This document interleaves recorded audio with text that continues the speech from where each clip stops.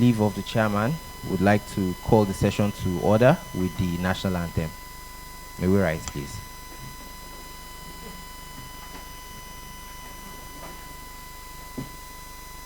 Nigeria, we hail thee, our own dear native land.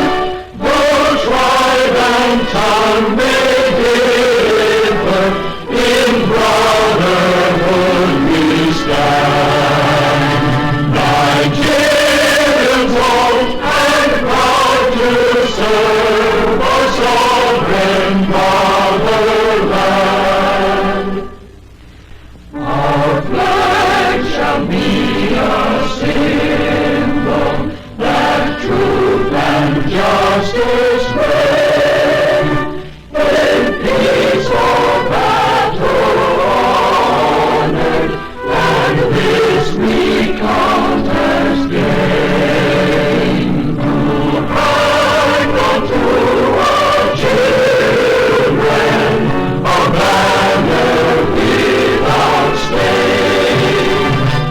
O God of all creation, grant this our hungry thirst. Help us to build our nation where no man is oppressed. And so with peace and plenty, Nigeria may be blessed. Thank you very much. Before we commence, we'd like to just recognize a few of our distinguished personalities who have been consistent and who are here with us present. We want to recognize the presence of Honorable Justice Emi Dola. We want to recognize, please, a round of applause, please. We want to recognize the presence of our judges from Kano State. We want to welcome Honorable Justice Hadiza Suleiman. A round of applause, please. Honorable Justice Fatima Adamu. Honorable Justice Fatima Garba Yakasai. We want to welcome you. We also welcome our judges who are watching us and joining the program from the Glass House of KOGI State. We want to welcome them. Honorable Justice Emi Umar. A round of applause, please. Honorable Justice Salisu Umar. Honorable Justice Moses Guatana. Honorable Justice A.O. Salisu. Please, a huge round of applause for them. They've been consistent throughout the program. We want to welcome Leonard Silks here present. We want to welcome, we'll start with the chairman and coordinator of the Rule of Law Development Foundation, who is joining the program online, Mr. J.B. DAUDU, Senior Advocate of Nigeria. A round of applause. We want to welcome Mr. Paul Harris Ogbole, the chairman of the session. We thank you very much for your presence. Thank you very much. A round of applause, please. We want to welcome Mr. D.C. Nwelum, Senior Advocate of Nigeria. Welcome you. We want to welcome Mr. Paul Daudu, Senior Advocate of Nigeria. Welcome. We want to welcome our Leonard Silk, Mr. Abla Yaya, Senior Advocate of Nigeria. You're welcome, sir. We want to welcome our magistrates and directors who are watching us from KOGI State and who are here present. Magistrates and directors from the KOGI State Judiciary, we thank you for your presence. We want to welcome our panelists, Mr. B.B. Daudu, Senior Special Assistant Legal to the Honorable Minister of Federal Capital Territory. We want to welcome Mr. Dayo Ashoni Bare from Bayes University, and Ms. Chisom Ihekwaba, who is also joining us online. We also have with us Mr. Arome Abu. Thank you very much for coming. Before, I'll just quickly, just in brief, read out the profile of the panelists so we have a fair idea of the goodies that are coming our way this morning. I'll start with the chairman, Mr. Paul Harris Ogbole. He's a distinguished and dedicated senior advocate of Nigeria, well known for his impactful contributions to both private and legal practice and public service. Starting with his career at Deji Sesigon and Co. in Lagos, Mr. Ogbole quickly progressed to head of litigation and deputy editor before establishing his own practice as a principal partner of P.H. Ogbole, Senior Advocate of Nigeria and Co. in Abuja. Over the years, he's held significant roles, including chairman, Utako Local Government Council in Benue State, He's a board member of the Economic and Financial Crimes Commission. In 2023, he was appointed to Nigeria's Council of Legal Education, underscoring his influence in the field. Mr. Paul Harris Ogbole has been deeply involved with the Nigerian Bar Association, where he has served in various leadership capacities such as co-chair, MBA Disciplinary Committee, Anti-Corruption Committee, and has contributed extensively to the association's National Executive Council. He's also involved in MBA Sports, which is where we the youths are major constituency. He's a notary public, a fellow of the Institute of Chartered Mediators, a fellow of the Institute of Chartered Mediators, and conciliators. Technical, could you please? We also is a notary public and a fellow of the Institute of Chartered Mediators and Conciliators, where he also serves as a member of the governing body. He is currently a doctoral research student at the University of Jos. Mr. Paul Harris, Senior Advocate of Nigeria, brings to the foundation extensive years of legal experience and practice. He is currently the legal advisor of Bullion Group Limited. We thank you and we welcome you, sir. Please, a round of applause. Mr. D.C. Enwelum is a seasoned senior advocate of Nigeria, renowned for his expertise in constitutional law, commercial litigation, and public policy. Mr. Enwelum has built an extensive career marked by impactful contributions in both the legal and public sectors, embarking on his legal journey that has since seen him as an advocate in some of Nigeria's highest profile cases. His legal acumen is widely respected, particularly in areas of constitutional law and commercial dispute resolution. Mr. D.C. Enwelum, Senior Advocate of Nigeria, has been entrusted with significant roles, including his appointment to the council as counsel to the Kaduna State Judicial Commission of Inquiry, where he advised on legal matters concerning labor strikes, public policies in 2021. This role highlighted his expertise in navigating complex legal and social issues within the framework of Nigerian law. Beyond his legal practice, Mr. Enwelum is actively involved in supporting initiatives that foster legal education and ethical practices. Thank you very much for coming. We thank you very much. Please, a round of applause. Mr. Benedict DAUDU is a Senior Special Assistant on Legal and Multilateral Cooperation and a cybercrime. He's a Special Assistant to the Honorable Minister of Federal Capital Territory. He's also a cybercrime law and policy expert. He's a seasoned lawyer known for his specialized knowledge in cybercrime, anti-money laundering regulations, constitutional law, human rights, and civil litigation. In his current advisory role, Daudu's expertise is instrumental in addressing complex legal and policy issues, positioning him as a vital contributor to Nigeria's engagement in global and multilateral legal initiatives. Professionally, Mr. Daudu has worked with esteemed law firms within both Nigeria and internationally, including J.B. Daudu & Co., Adams Law Office LLC, Ade Okeaya & Co. His career has afforded him substantial experience in policy advisory and practical legal applications across jurisdictions, with keen focus on emerging areas like data protection and cybersecurity. We welcome you and we thank you very much for joining us today. We have with us Mr. Dayo Ashonibare. He's a lecturer at the Faculty of Law, based University of Nigeria. He's a data and tech policy advisor.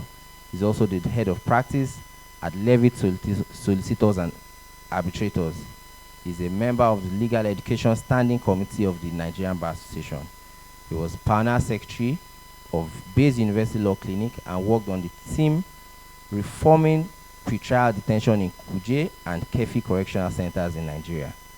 Through the implementation of ACJA funded by the United States Department of State, Dayo developed the lesson content and pioneered the teaching of ICT law as a course at the Faculty of Law, Bayes University, and has gathered myriad of experiences in teaching different areas, such as information and communication technology law. He has a series of publications, Emerging Technologies, ICT law, public interest law, respectively. Mr. Dayo is a member of the Nigerian Bar Association, National Association of Law Teachers, Global Alliance for Justice Education, member section on legal practice of Nigerian Bar Association, and member network of University on Legal Aid Institution. He's facilitated and attended conference and workshops in Nigeria and abroad. We welcome you. Thank you very much for coming.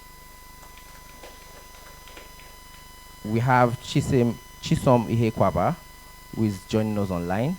She's a constitutional and human rights lawyer, independent researcher, gender rights advocate, and development sector specialist. She holds a master's degree in constitutional and human rights law and a professional training certificate from the Africa Civil Engagement Academy, University of Georgia, and Atlanta.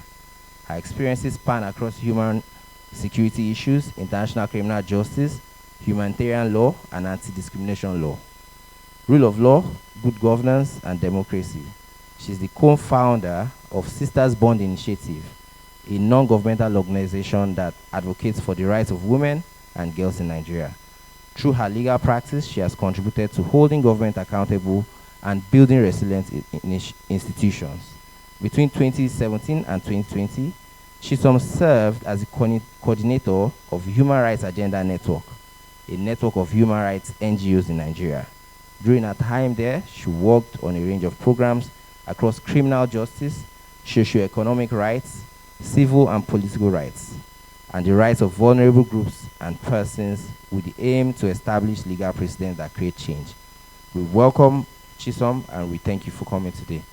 Without more ado, I'll just yield the mic to the chairman of the session so we can start in earnest.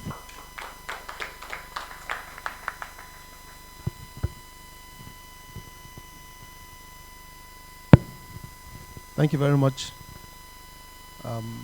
Once again, I stand on the existing, already established protocol by our moderator.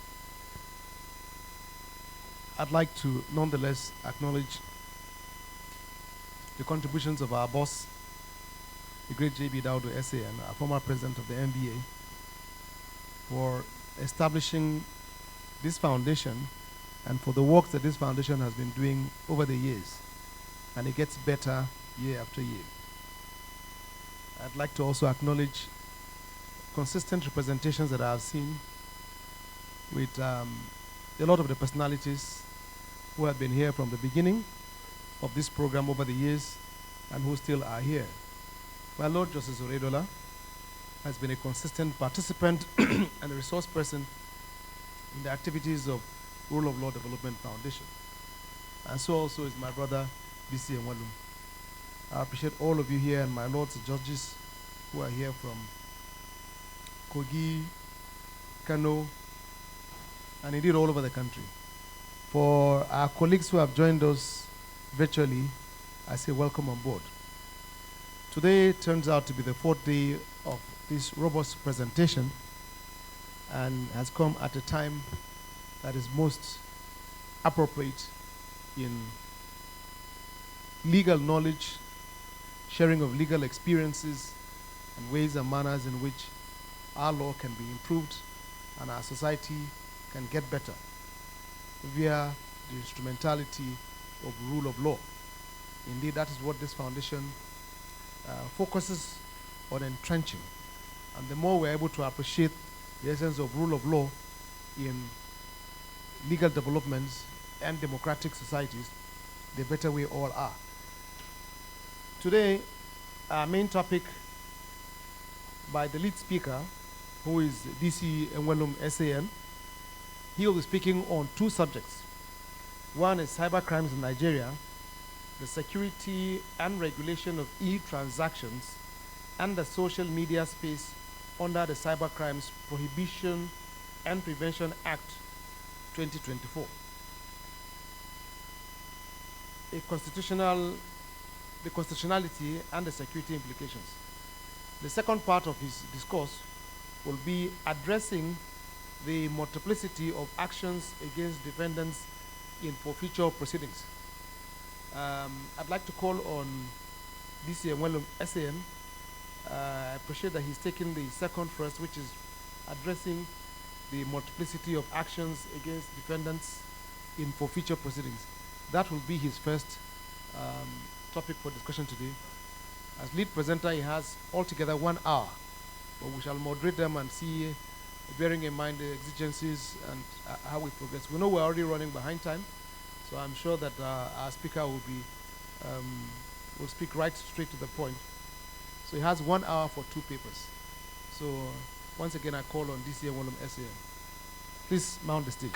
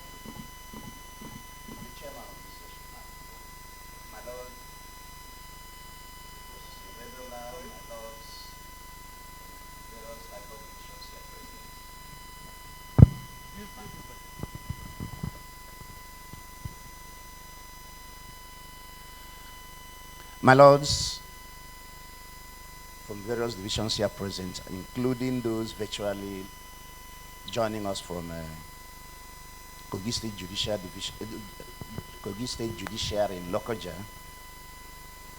my learned brother sales here present, and my colleagues. Good morning. Now, the first paper we are presenting this morning is the multiplicity of actions against defendants in forfeiture proceedings. We have dealt with forfeiture proceedings, at least I started dealing with this topic in the 3rd edition of this annual lecture series.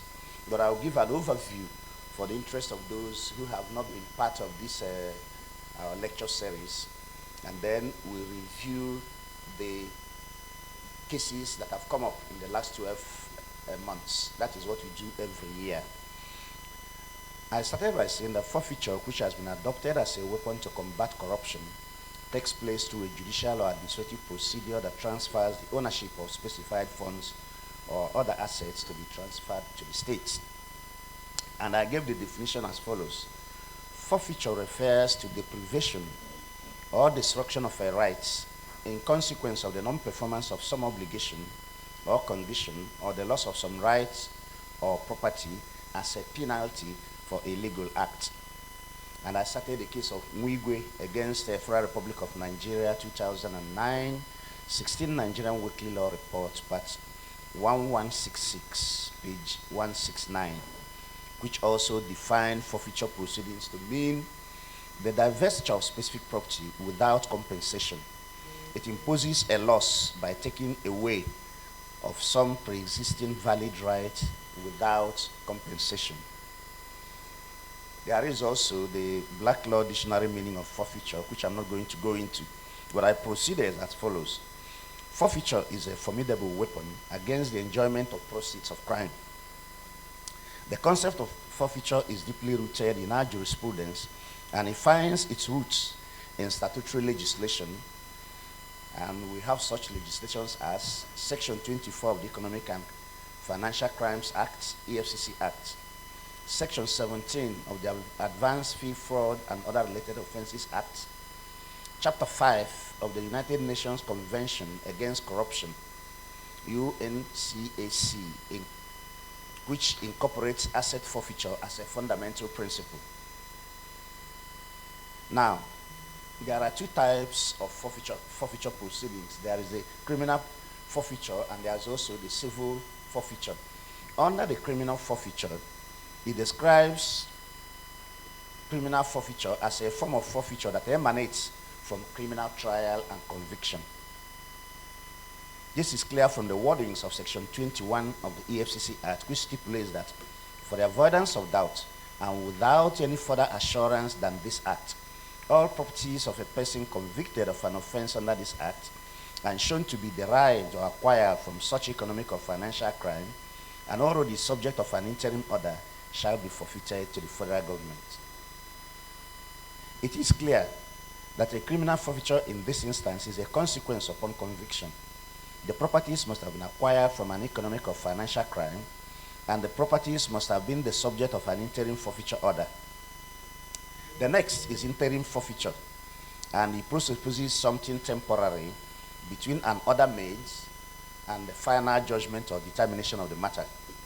It describes an order granted by the court before the final judgment to protect the rest.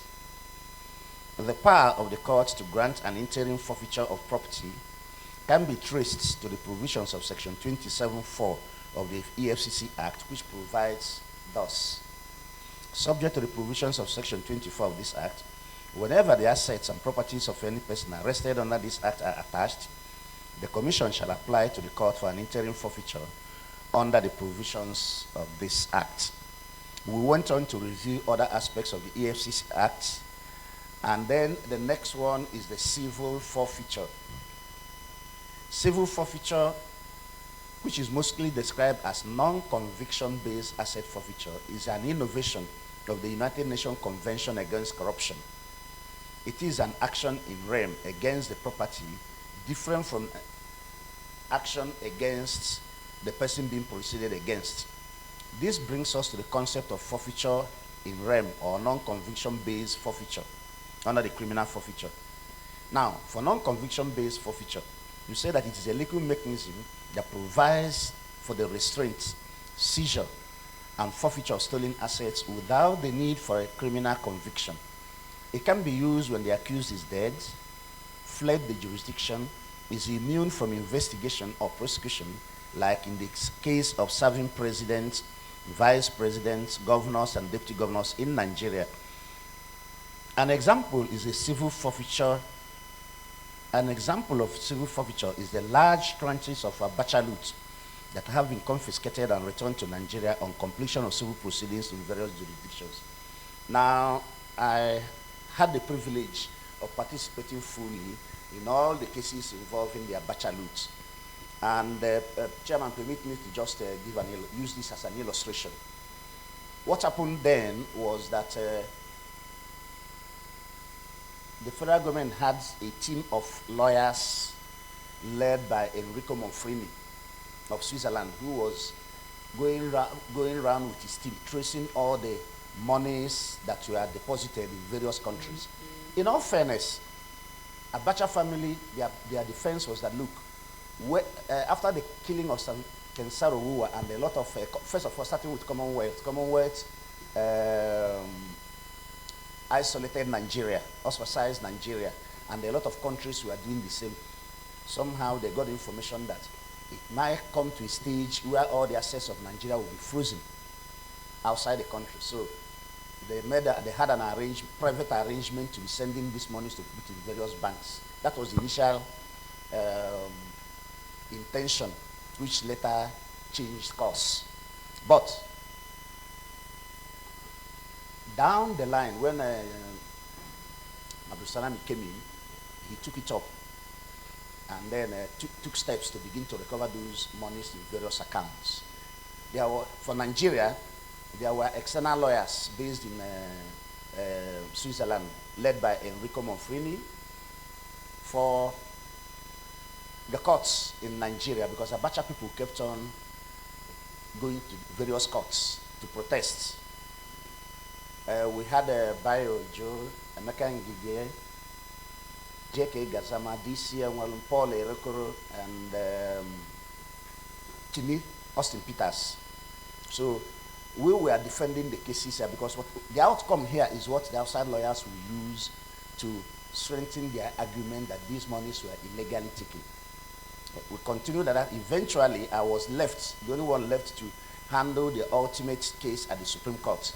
Luckily, we won, and they said, go back and continue to prosecute. That was when this issue of settlement between Abacha family and federal government came in. We were part of it up to the Office of the National Security Advisor, and when we concluded from there, I had to go abroad. Then I handed over to Enrico Monfrini. Now, forfeiture in each of these instances, there were many of them.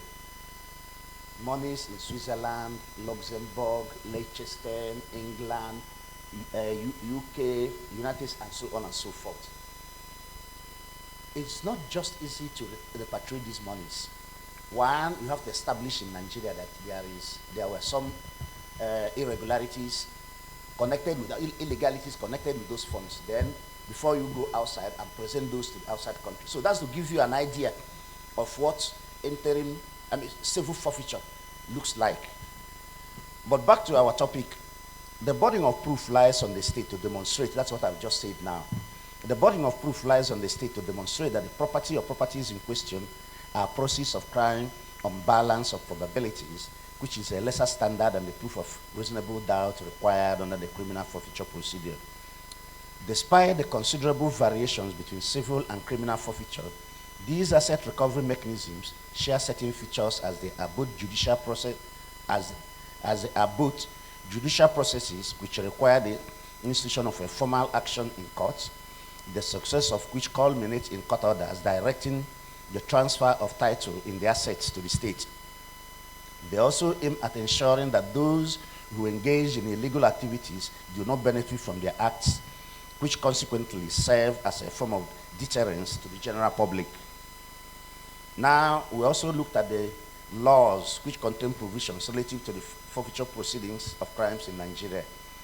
We made reference to the Independent Corrupt Practices and Other Related Offences Act of 2000, the Economic and Financial Crimes Commission Act of 2004, and so on. To the present, we now look at the developments or judicial updates in the last 12 months. And this is what we say.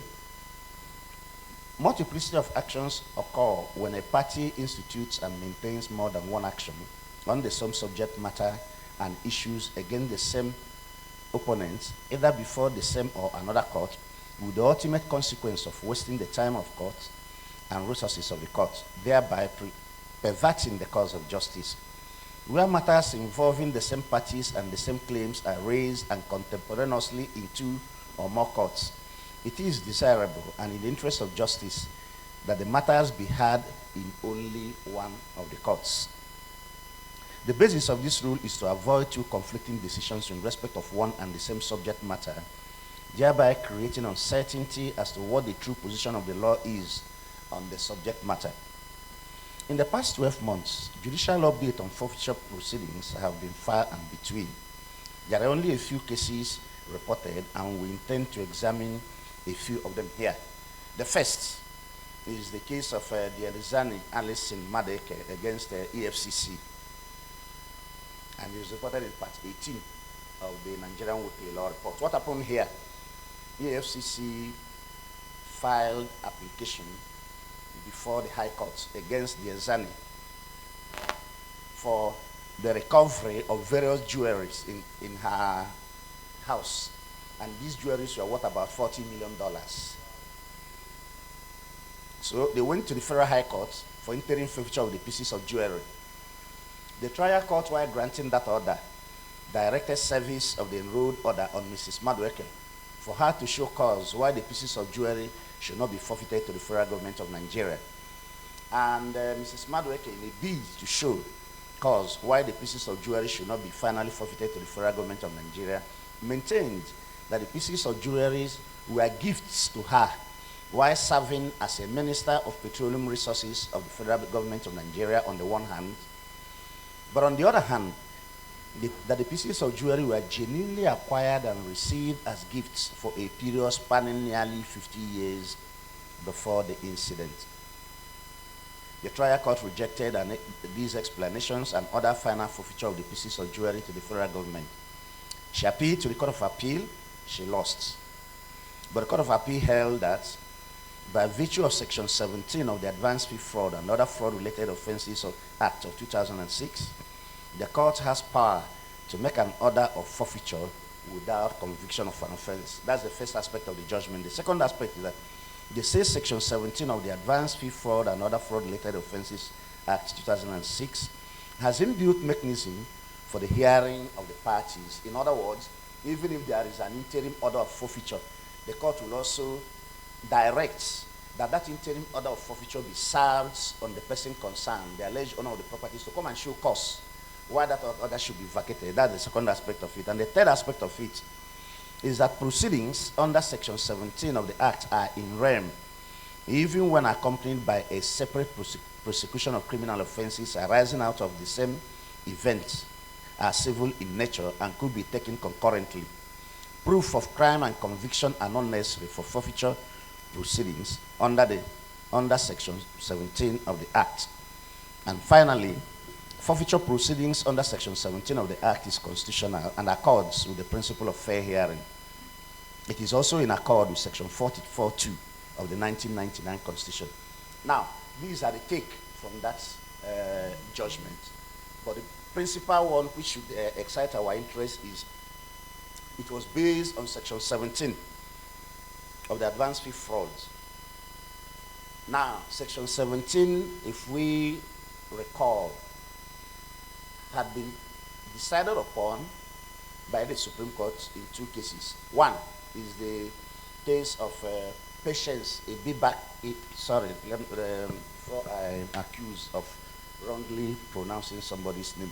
Patience Ibifaka Jonathan against Federal Republic of Nigeria is reported in part 1681 of the Nigerian Weekly Law Report. The second one is Joy Obiageli Uti against EFCC is reported in 2020, part 1743 of the Nigerian Weekly Law Reports. The reasoning in those two cases are what have been reflected in the ratio of Diazani Alice and Madeke against economic EFCC. Ratios 3 and 4 emanate from these two cases decided by the Supreme Court, because Diazani is a court of appeal. And what is the reasoning? One, the Supreme Court in Patience Jonathan against EFCC, per Justice Sakas, reviewed 3 cases in the UK which dealt on interim forfeiture and concluded that, look, once the investigating authority files a charge or by sworn affidavit shows that it is investigating somebody, it is enough for the interim forfeiture to be granted.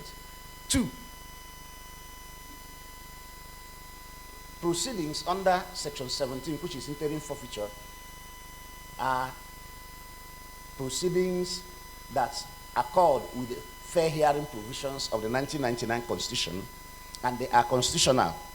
And finally, they do not derogate from Section 44 of the 1999 Section 44, if we recall, gives us the right to own property anywhere in Nigeria. So, taking your property without your knowledge first, and then asking you to come to now go to court to justify why that property should be released to you, that it accords with fair hearing and it is constitutional. But if in the 3rd edition of this lecture series, I had taken time to analyze the reasoning of Justice Sakas in Patience Goodluck Jonathan and EFCC. And my position was, which I just want to draw our attention to, is this. One, our condition is, the condition in Nigeria are not the same with the UK.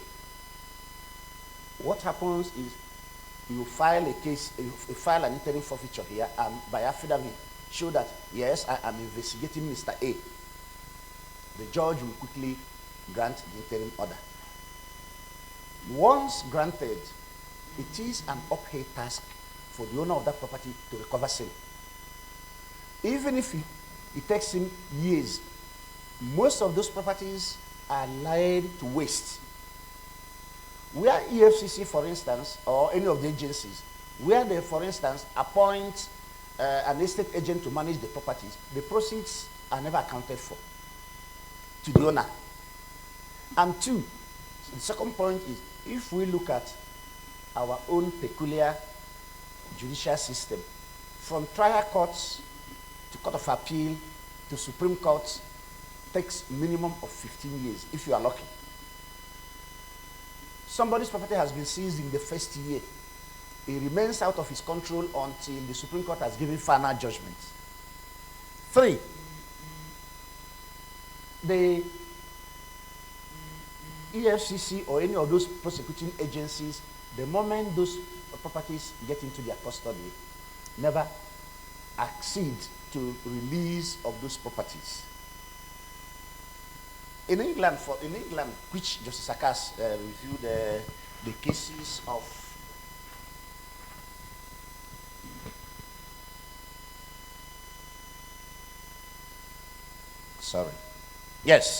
in England, where Justice Sakas reviewed the cases of Butler against United Kingdom and United States against Ossory, and finally Bennis against Michigan, you find that the conditions there are different. Investigations would have been concluded. That's what they do abroad. You wouldn't know, but you'll be investigated for years and years or months and months until you have gotten all your facts. So the day you are charged to court, your trial begins. 2, the trial never takes the length of time it takes in Nigeria to conclude. So in the light of all these, I had urged in the last lecture, the 3rd lecture, that there is need for our superior courts to take a second look at the conditions for the grant of interim forfeiture. But in this case of Diezani, I want to say without equivocation that the reasoning was right and the judgment accord with common sense. How do you tell us jewelry worth $40 million were acquired in the past 50? How old were you when you started acquiring the jewelries? That's number 1. Number 2, if you admit that these jewelries were given to you as gifts while you were minister, then you have fallen foul of Code of Conduct Act. So the reasoning here is apt and is consistent. The second case we looked at is also the case of Economic and Financial Crimes Commission against House number 184 Atahiru, Bafarawa, besides Fat Sweets, OGRA, Bauchi State. This case is a case of multiplicity of action. EFCC was, I hope some, is anybody from EFCC here? So that I can address it directly. EFCC was being smart, but I'm sure probably they are joining us online. That possibility is there. Oh, good. Technical, can you confirm? Please go on. They were being smart here. They had filed a case for interim forfeiture at Abuja Federal High Court, Abuja here. They got interim forfeiture, but the owner of this house, house number 184, Atahiru Bafarawa, came to court along with Diamond Bank. First of all, Diamond Bank filed and said, no, you cannot attach this, it's under mortgage. And the trial court agreed with them and released the property. So the owner of the property was still living in it. EFCC did not appeal that order releasing the property. Rather went to Bauchi, Federal High Court in Bauchi, and filed another interim forfeiture. Got that interim forfeiture. Then the owner of the property went now over the same property. The same parties, the same everything. So the owner of the property now went to Bauchi State High Court and said, there is already an order of this court, Abuja Division, that has discharged earlier order made by the EFCC. So the Federal High Court in Bauchi discharged that order. EFCC felt aggrieved, appealed to the Court of Appeal. The Court of Appeal said no. Then EFCC went to Supreme Court. The Supreme Court again refused. I will draw your attention to the judgment of the dictum of Amina Ogi JSC, as she then was, because she said, I agree with the respondent. The fact that the appellant is given powers under its Establishment Act and the Advanced Free Fraud and Other Related Offences Act to make applications to the court to attach or forfeit properties in given circumstances does not mean that it has the discretion to file, abandon, and file again. Concurrent and simultaneous court processes designed to overreach its opponents. As such, this situation will assuredly amount to an abuse of process. So this is a classic example of multiplicity of action related to this interim forfeiture. The final one is the case of Peter Nwauboshi against Federal Republic of Nigeria and 2 others. Here again, Peter Nwauboshi was the former Speaker of the Delta State House of Assembly and later Senator. He was the alter ego and sole signatory of a company's bank account. The company he was the sole signatory to his account went to Nigerian Import-Export Bank, Exim Bank, and took a loan of 1.2 billion naira. The company, when they took that loan, being the sole signatory, he caused the company to transfer 322 million naira to the Delta State Government Bank account domiciled with a Sterling Bank as part payment for a property known as Guinea House, Marina Road, Apapa, Lagos. Meaning that he caused the company to transfer 322 million naira to Delta State Government account so as to purchase a house he was interested in, while the loan was given in the name of his company. Now, a petition was submitted to EFCC accusing him of commission of the offense of money laundering and other financial offenses. The EFCC investigated the allegation and ultimately charged him, the company, and 1 other person to the Federal High Court's Lagos Division. At the conclusion of the trial court dismissed EFCC's case and discharged and acquitted him and his company and 1 other person. EFCC was aggrieved and appealed to the Court of Appeal, which set aside the judgment of the trial court and convicted and sentenced him. He too felt aggrieved and appealed to the Supreme Court. And the Supreme Court, by a majority of 4-1, allowed the appeal and held as follows. And this is where we are interested in. One, the offense of money laundering does not exist on its own primarily. There must be a predicate crime or offense committed. In other words, there must be an unlawful act from which the money laundered emanates. And this judgment is in accord. I say that this judgment is in accord with another case of Oji Ozo Carlo against Federal Republic of Nigeria and 2 others. 2014 is reported in part 1389 that money laundering does not exist independently as an offense. No. Money laundering has a predicate offense as its base, because there must have been an illegal act for that money to become illegal money. It is you that now wants to clean up that money by diverting it to some legitimate purpose or using it for some legitimate purpose after it had been obtained illegally, that is laundering the money. So money laundering does not exist on its own. And they went on. 2, for a person to be guilty of an offense of money laundering under the Money Laundering Prohibition Prevention Act 2011, now 2022, he must have acquired, used, retained, or taken possession or control of any fund or property, knowingly or reasonably ought to have known that such fund or property is or forms part of the proceeds of an unlawful act. 3, there is no law that a recipient of a loan from a bank or other person commits an offense if the loan or part of it is diverted to a use other than what is stipulated in the loan agreement. Again, failure to repay loan does not amount to a crime.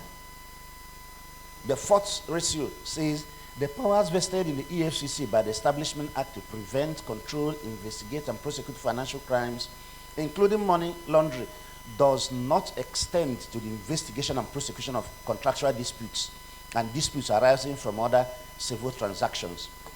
The EFCC has a duty to scrutinize all complaints it receives carefully and be bold enough to advise such complainants to seek appropriate or lawful means to resolve their dispute. Here, the Supreme Court highlighted the point that for there to be an offense of money laundering, there must have been a predicate offense of an unlawful act, which generated the funds which is sought to be laundered. And under Section 15(2)(d) of the Money Laundering Prohibition Act, the fund or property sought to be laundered must form part of the proceeds of an unlawful act. And our conclusion is that the above three cases are the judicial updates in the past 12 months. We have looked at the changes made and the law as it stood before the judicial decisions, and we have come to the following conclusions. 1, the appellate courts have not shifted from their position on the interpretation of the constitutionality of interim forfeiture proceedings. It will seem that the alternative view expressed here in previous lecture, that is the third annual Criminal Law Review Conference of 2020, on the peculiarity of Nigerian situation, and therefore the need not to copy wholesale what happens in the English jurisdiction, has not reached the attention of their lordships or does not persuade them sufficiently. And then we reviewed what we said in that. But in our conclusion, we said, we therefore urge the court to take a second look on the state of the law, on the state of this law, of the current thinking on interim forfeiture to meet our local circumstance. And we further said, we agree that the EFCC has powers to investigate and prosecute.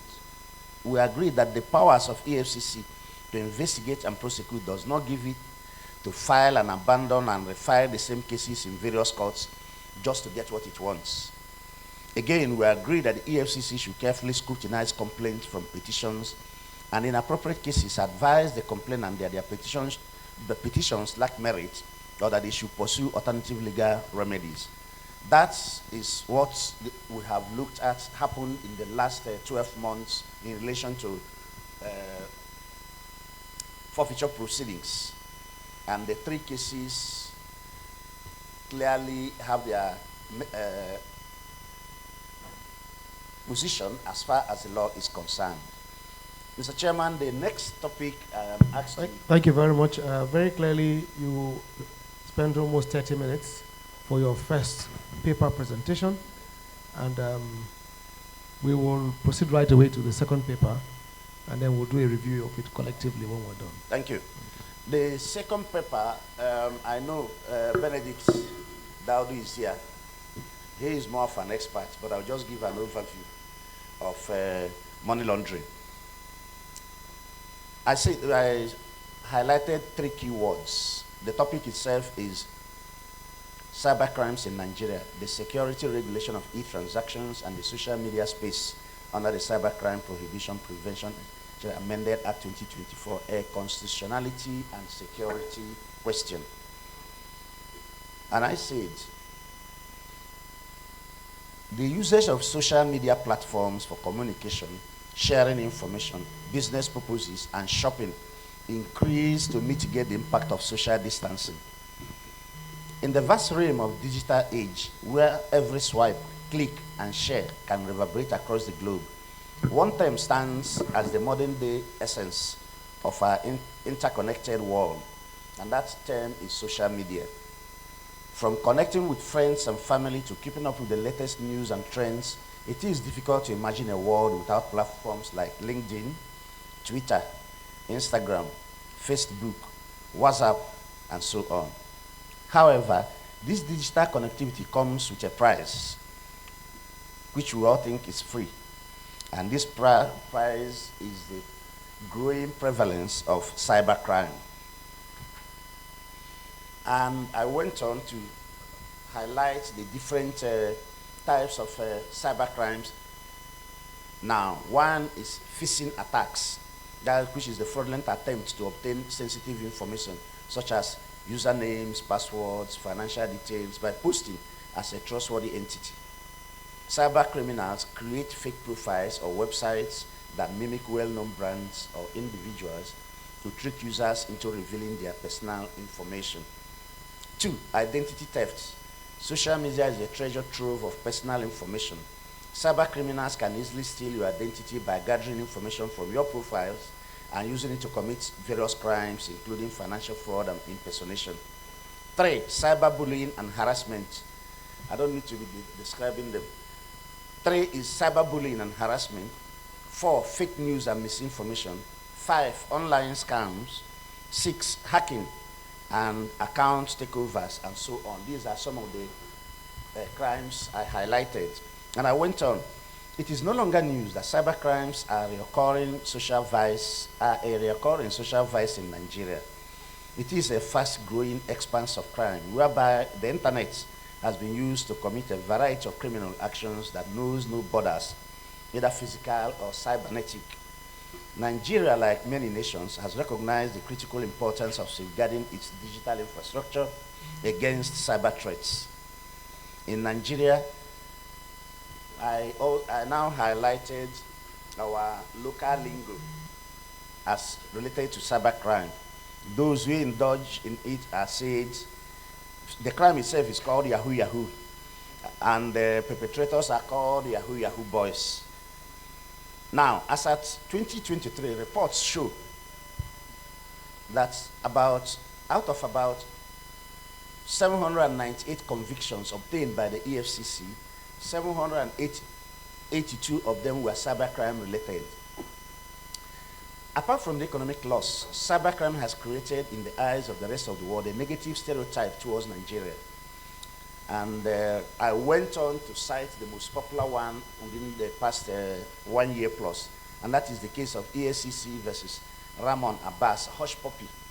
But in the United States where he was convicted, the citation is United States against Ramon Olorunwa Abbas, case number 20-CR-00322-ODW, United States District Courts for the Central District of California in 2021. And I narrated what happened in that case. It was in realization of these menacing effects of cybercrime that the federal government now enacted Cybercrimes Prohibition Prevention Act of 2015, and to complement and address the problems associated with it.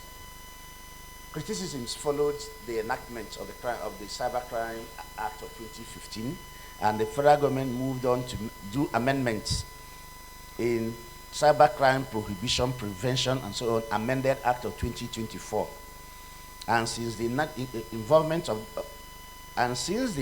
of that act, government has been committed to implementing reforms across various sectors, including the nation's cyberspace. In this regard, the federal government has also formulated a cyber security policy in 2021. Cybercrimes, though not expressly defined in the Cybercrime Act of 2015 or the Amended Act of 2024, completely prohibits any act committed against public or private persons by stipulating punishments that will be imposed on them. I then went on to discuss the constitutional and security question, which is part of our topic today. And I said, the Constitution of Federal Republic of Nigeria in Section 37 states that the privacy of citizens, their homes, correspondence, telephone conversations, and telegraphic communications is hereby guaranteed and protected. This implies that no person's device should be tampered with without legal reasons or intervention. And the then Section 24 of the 2015 Act, but now Section 5 of the 2024 Act was criticized as being inconsistent with Section 36(12) and Section 39(1) of the 1999 Constitution of the Federal Republic of Nigeria. However, the Court of Appeal, Lagos Division in Solomon Okedara versus Attorney General of the Federation, citation CA/L/174/2018, dismissed claims questioning the constitutionality of Section 24, now Section 25 of the Cybercrimes Act, asserting that the allegations lacked merit. The court upheld the Federal High Court's decision dismissing a challenge to the constitutionality of the section on the ground that the offense created by the section was overbroad and vague and threatened the constitutional right to freedom of expression. The Court of Appeal reasoned that the provision was not vague, that cybercrime is incapable of direct definition and limitations, and that the restriction on freedom of speech was necessary in a democratic society in the interest of defense, public safety, public order, public morality or public health pursuant to Section 45 of the Constitution of the Republic of Nigeria as amended. Now, the reasoning, because when we are examining any judgment of any court, it is the reasoning that we look at. The reasoning of the Court of Appeal, why it felt that this previous Section 24, but now Section 5 is constitutional, is simply one, this crime called cybercrime can is difficult to delimit and appropriately define. Two, because of this wide nature of cybercrime, the restriction, therefore, on freedom of speech was necessary in a democratic society in the interest of defense, safety, public order, public morality, or public health, pursuant to Section 5. So on this ground, the court felt that Section 5, which was formerly Section 24, is constitutional.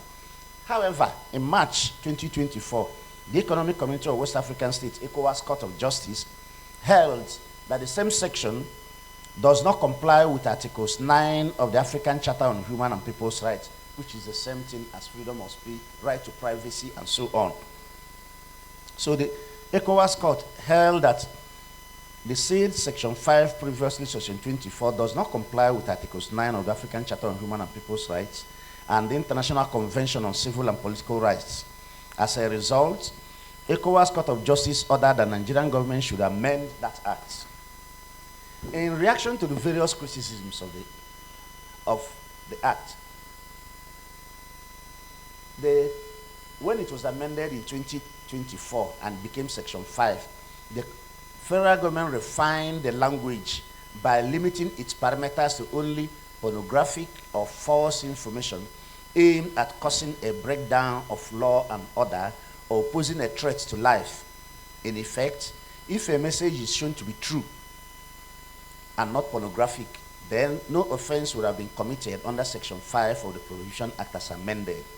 I went on to review Section 11, and we said that this section was, that Section 11 dealt with the controversial levy of 0.5% of all electronic transactions.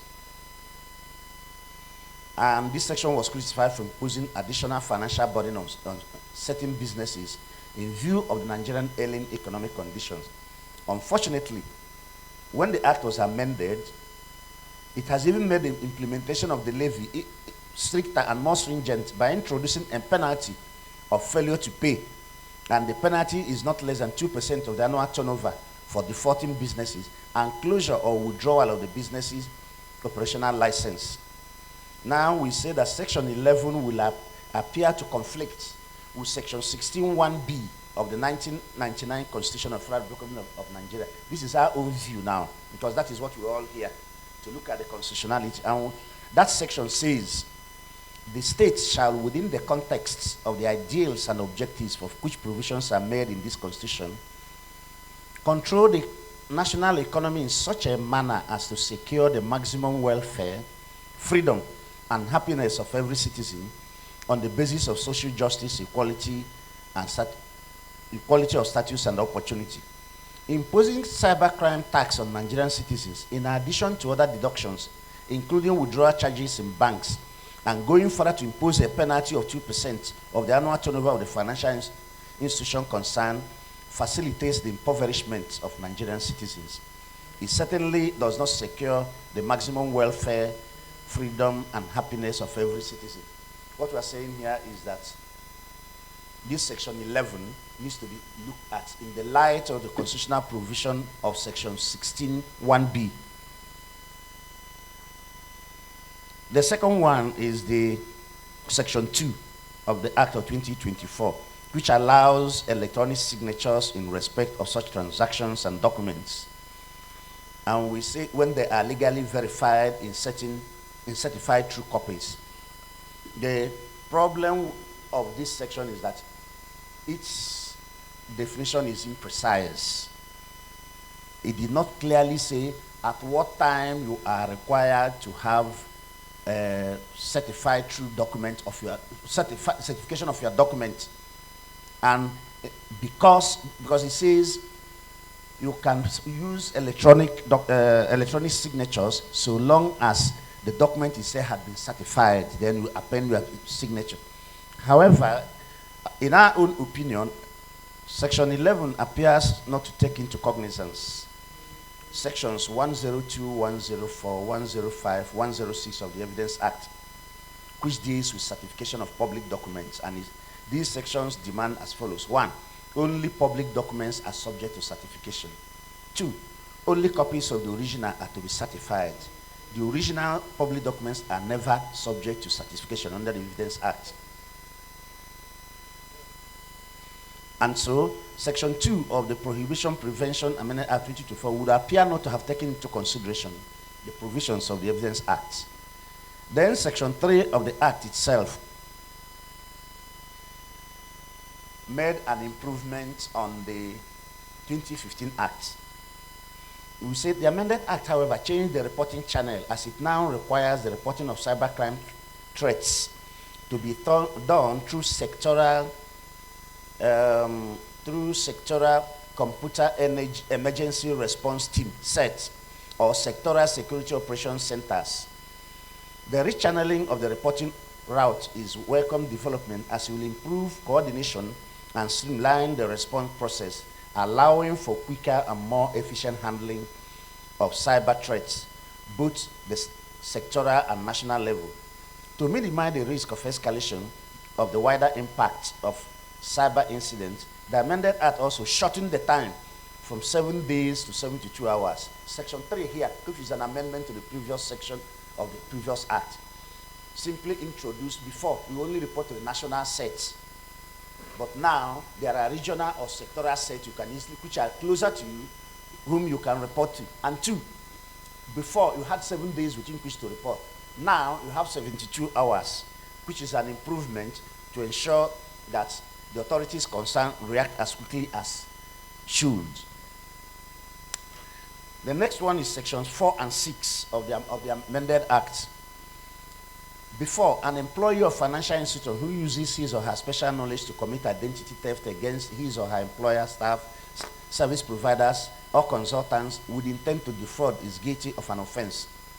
Identity theft and impersonation contemplates unlawfully obtaining and using another person's personal or financial information with intent to deceive or defraud or assume other person's identity, typically to access resources, obtain credits, or conduct unauthorized transactions in the victim's name. Under the 2015 Act, staff members of companies or other than financial institutions could not be tried for identity theft and impersonation. And this created an obvious loophole that could be exploited by the scrupulous employees of companies other than financial institutions. To correct this anomaly, Section 4 of the amended Act of 2024 extended the scope of service providers whose staff member could be tried for identity theft and impersonation to cover persons engaged in the services of public or private organizations. Section 6 of the amended Act broadens this scope to cover employees of both private and public organizations. This move appears to have arisen from the recognition that cybercrime is not limited to the financial sector, and that employees across various sectors can exploit computer systems and networks for fraudulent activities. And then we went on to Section 7.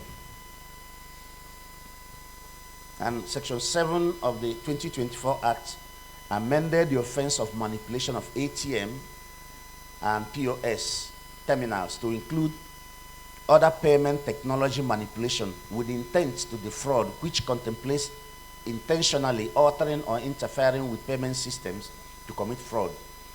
While under the 2015 Act, it was restricted to just automated teller machines, ATM, or point of sales, POS, terminals.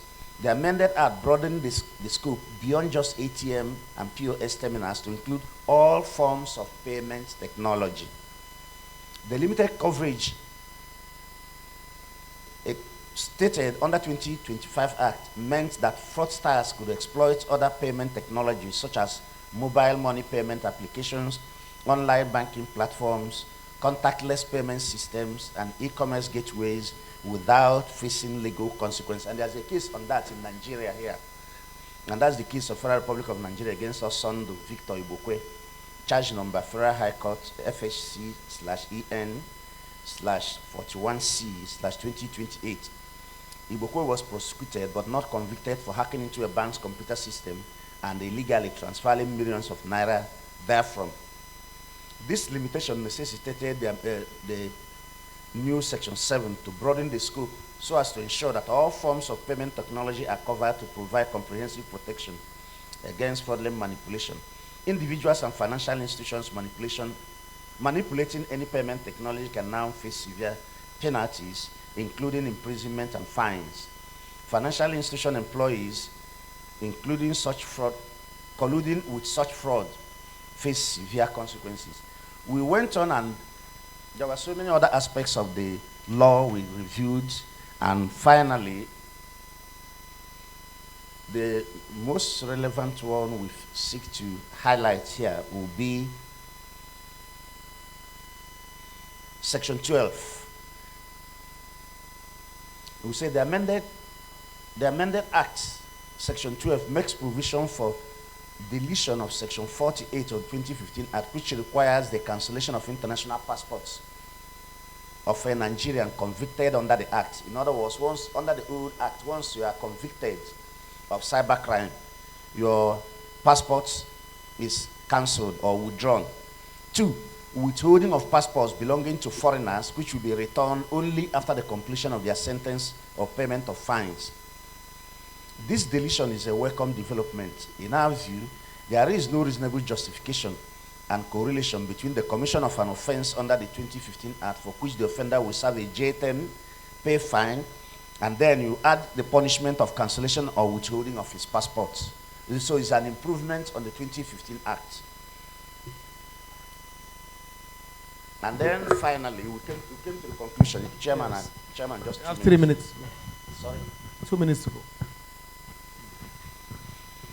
In conclusion, we say the 2015 Act and the amended Act demonstrates Nigeria's compliance with its obligations as a signatory to the Budapest Convention on Cybercrime 2001. Enacted after the convention, the Act to a great extent incorporates modern-day realities and addresses various cybercrime issues. The Act aligns with the convention by addressing illegal access to computer systems, illegal related forgery, offenses related to child pornography, attempts, and aiding or abetting, corporate liability for cybercrime, sanctions and measures, and the expedited preservation of stored computer data, among other procedural considerations. While the Act does not cover copyright and related rights, this is because that obligation is fulfilled by the Copyright Act of 2022. And we said finally, Section 50 of the Cybercrimes Act empowers the Federal High Court of Nigeria to try offenses under the Act, whether committed in Nigeria or outside Nigeria. I said earlier on that I'm not an expert, so I will give an overview. The experts who are the main discussants will now look at the cybercrime. But as for forfeiture proceedings, I am an expert. I thank you so much for your attention, and I thank you for your patience. Thank you very much, DC Enwelum. Those were 2 very well-rendered papers, and I'm sure we'll all reach here and leave here enriched. We have better information on cybercrime and its antecedent variables, and we are also better off understanding forfeiture in our country. We would have questions, and that will come in much later. So what I'd like to do now is to allow for us to have a holistic discussion on all the topics, and then our questions will come in. So please, as we move along, try to pen down your questions, and we'll take them all together. So at this point, I'll call on Benedict Daudu, who is an expert in the area of cybercrime, electronic, social media, and related issues in law. So Benedict Daudu.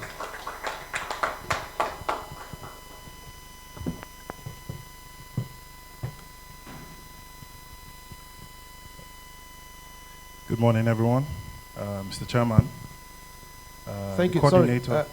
There are 4 of you speaking. That's you, a representative of the EFCC if he's here, or if he's online.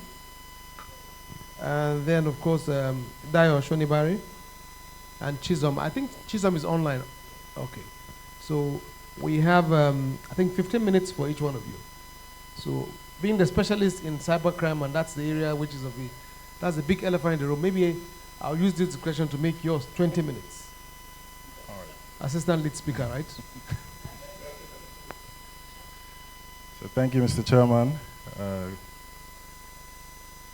The coordinator, Rule of Law Foundation, Development Foundation, eminent honorable justices, both serving and retired but not tired, as is said. Eminent senior advocates of Nigeria present. Let me stand on existing protocols because there's not enough time. The topic has already been dealt with severely by the Leonard Silk DC Erolum, who claims to not be an expert, but he has thoroughly left me and Dayo scrounging for what to say.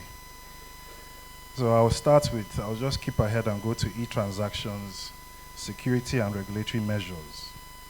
Now, I will first of all want to take a show of hands. How many of us have received WhatsApp calls from certain unknown laptop men who have claimed that there's a WhatsApp group that you have to actually give a code? I hope you have not fallen victim of that. So these are the topics that we actually have to really look at when we have certain discussions like this. So when it comes to transactions and security and regulatory measures, securing electronic transactions has become a top concern as digital banking and e-commerce has grown in Nigeria. This is addressed by the 2024 amendment, as my lead presenter has already said. And it also requires businesses that handle electronic payments to implement strong encryption and other security measures. And to safeguard users from fraud and unauthorized access to their accounts, the Central Bank of Nigeria has issued specific cybersecurity guidelines that financial institutions in particular must abide by, which covers 6 major parts, which include cybersecurity governance and oversight, cybersecurity risks management system, cyber resilience assessment, cybersecurity operational resilience, cyber threat intelligence, and metric monitoring reporting. Additionally, the 2024 amendment mandates the levy of 0.5% as already stated, and this was to be managed by the Office of the National Security Advisor. This fund is specifically aimed to support cybersecurity intelligence, investigation, and prevention efforts. Now, financial institutions must adhere to stringent cybersecurity guidelines, including appointing chief information security officers to ensure compliance with these regulations. Failure to do so will also you'll be awarded certain penalties. Now, establishing trust in the digital economy requires these rules. One, we already know what the global backlash we face. We're basically ridiculed everywhere we go. You know, there's this Nigerian prince scammer that continuously appears in every TV show you probably can think of. So the Act promotes economic growth and draws in foreign investment by guaranteeing the security of online transactions. But compliance is still a major problem, and especially for small and medium-sized enterprises, because these are those who are actually the most tech savvy and actually in the know of things. So the levies and the various funds really put a stringent measure on them. Now I'll move quickly to regulation of social media platforms. The increasing number of social media users in Nigeria has led to the rise of cybercrimes facilitated through these transactions. There are various people who probably use Instagram and try and purchase certain goods on Instagram, and then they are left scrounging for once they've said, okay, I've made the payment, the person even blocks you. So social media regulations have grown to be a very contentious topic, with discussions usually focusing on the dissemination of false information and freedom of speech. Now, the amendment seeks to hold social media companies accountable by requiring them to actively monitor and remove content deemed illegal or harmful. And this includes content that promotes hate speech, cyberbullying, or misinformation, as earlier said by the lead presenter. Now, critics contend that these regulations may result in excessive censorship and the repression of free speech, despite its stated goal of reducing harmful online activities. To address these concerns, the Act therefore specifies that social media platforms must adhere to transparent processes, and they must additionally provide users with the right to appeal content removal decisions. However, there's still no definition of illegal or harmful content, and there is no uniform enforcement rules that are in place. So this is one area of reform that has to be worked on. Now, there are certain challenges in this implementation of the amendment. One issue is the effect it has on small and medium enterprises, because the funds that are required to actually adhere to the amendment are too severe and stringent. There's also a lack of adequate resources and technical expertise amongst law enforcement agencies tasked with monitoring and enforcing the regulation. Law enforcement agencies often lack the necessary digital forensic tool to gather and analyze electronic evidence. Furthermore, there's a need for more public knowledge of the Act. Act provisions and other significant security procedures are generally not known by the public, so a lot has to be done by these agencies to actually bring to light the severity of cyber crimes in Nigeria. Now, a major challenge as well is that there are several regulatory overlap between the Cybercrime Act, other laws. You also have the Nigeria Data Protection Regulation. Now, there is a need to coordinate these frameworks to essentially avoid legal ambiguities and ensure comprehensive cybersecurity issues. Although the lead presenter has already thoroughly dealt with the constitutional issues, I'll just emphasize a few. Now, critics of this amendment see that it's aimed at, they are aware that it's aimed at combating cybercrime effectively, but it still falls foul of risking citizens' rights, such as the right to freedom of expression, as guaranteed under Section 39 of the Nigerian Constitution. Now, in previous rulings, such as Okedara and Attorney General of the Federation, the courts upheld the provisions regarding offensive online content, but faced criticism for not adequately protecting free speech. The vagueness of the term, like grossly offensive, has led concerns about misuse by law enforcement agencies, potentially stifling dissent, freedom of expression, and all sorts of protest. Thus, this section examines the constitutional implications of the Act, particularly regarding these freedoms of expression and the right of security. Now, the Constitution of the Federal Republic of Nigeria guarantees this freedom of fundamental rights. The provisions, as amended, also are trying to regulate social media. And so there's a constant discussion of overreach by the government. So whilst these measures could lead to violation of privacy rights and suppression of free speech, the Act's supporters contend that these steps are actually very, very important for national security, and they shield people from dangerous online practices like financial fraud, disinformation, cyberbullying, and etc. So establishing a narrowly tailored regulation that addresses cyber threats without infringing on lawful protected activities is very necessary to ensure constitutional compliance. You see now the fact that my lead presenter has covered so many things, I'm scrounging for what to say. So I'll look quickly at judicial oversight and accountability, which is actually a measure that could help really streamline the Cybercrime Act. Now, ensuring constitutionality of the Cybercrime Act 2024 necessitated robust checks and balances.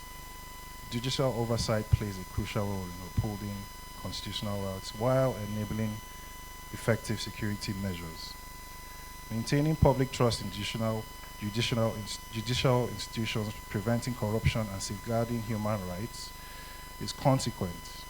So law enforcement agencies must start to obtain court orders to access private data or to engage in surveillance, except in emergencies where swift action is needed to prevent imminent threat. The risk of abuse can therefore be reduced, and public confidence in the legal system can be strengthened by integrating judicial oversight into the Act's enforcement. Now, what is clear is that a lot of problems we have when we're researching for these topics is that there are not a lot of cases where judges have really thoroughly trashed out, you know, the issues of cybercrime and testing out narrow definitions that are contained in the Act. And this might be due to the fact that the nature of cybercrime criminals and cybercrime is that the enforcement agencies usually get to the point where they might have to even settle. There might be very little forensic data done to even prosecute these people, but it's just the way things are done. Now, when it comes to security implications of a weak cybersecurity laws, the necessity of adequate and effective cybersecurity laws cannot be overemphasized. Weak cybersecurity laws pose significant security risks to individuals, businesses, and governments alike. As cybersecurity threats continue to evolve, we still have the fact that our current amendment does not even address artificial intelligence. At what point are we going to start looking at things from a global standpoint and not evolve slowly? So the amendment aims to address these concerns, but however falls foully to not keeping up with global trends. These measures are essentially important in safeguarding Nigeria's online environment and promoting economic development. And since we do not cover what the global standpoint is, we constantly will be seen as in the dark ages. So in conclusion to this paper, one important step in combating cybercrime in Nigeria is the Act itself and the amendment of 2024. Its provisions are intended to improve e-transactions and regulate social media and generally protect cybersecurity. However, it is important to carefully consider the aim of the Act and the constitutional concerns as well. The effective implementation of the Act and the long-term individual rights and sustainability of Nigeria's digital economy depends on finding ideal balances between security and individual rights. Achieving this balance will require ongoing judicial supervision, public awareness, campaigns, and general legal reform. So, thank you so much.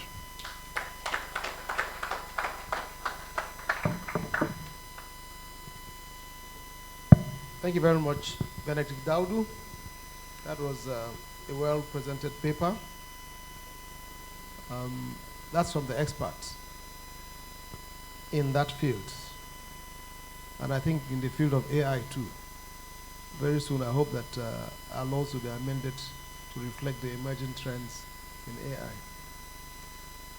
Now, I would call on for the representative of the chairman of EFCC. He is not available, so we'll leave that out and proceed to the eminent Dayo Ashonebari, who himself is an egghead from the university.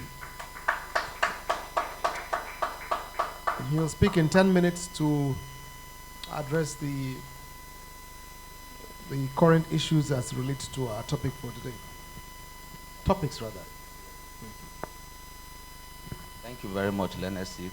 Standing on the existing protocol, I think I will steal out of Mr. Benedict's time too, because they have actually spoken about everything.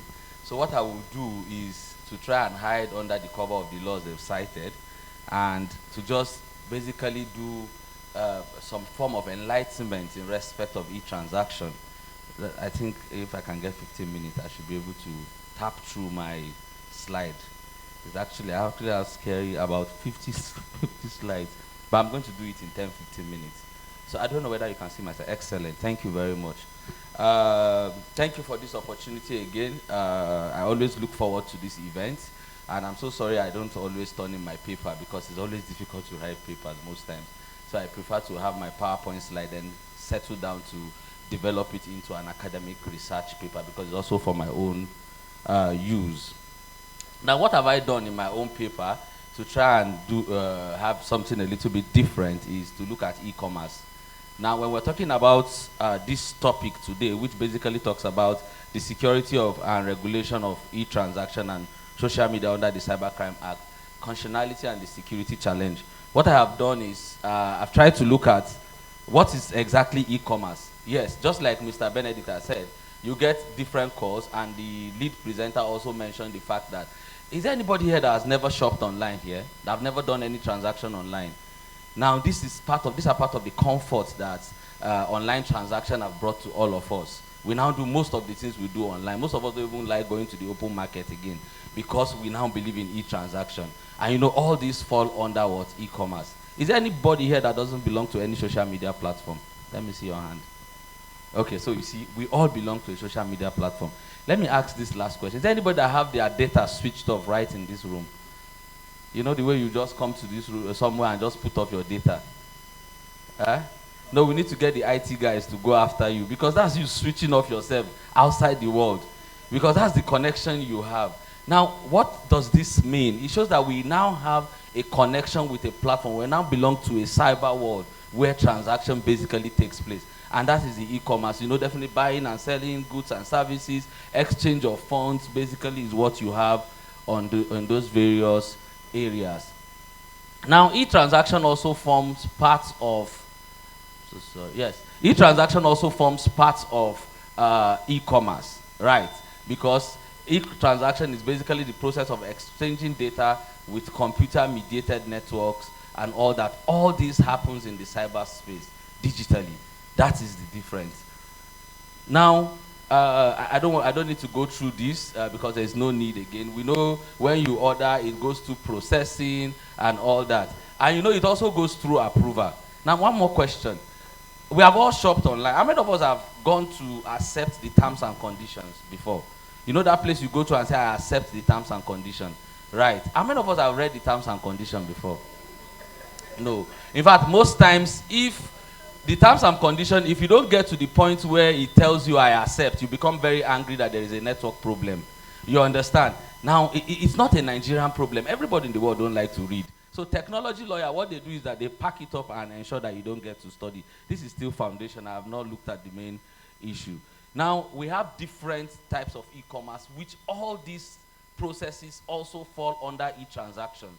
And everybody in this room must have carried out one part of this e-commerce or the other, right? So it's either you are doing business to consumer, consumer to consumer, and all that. We've all done one form of e-commerce or the other.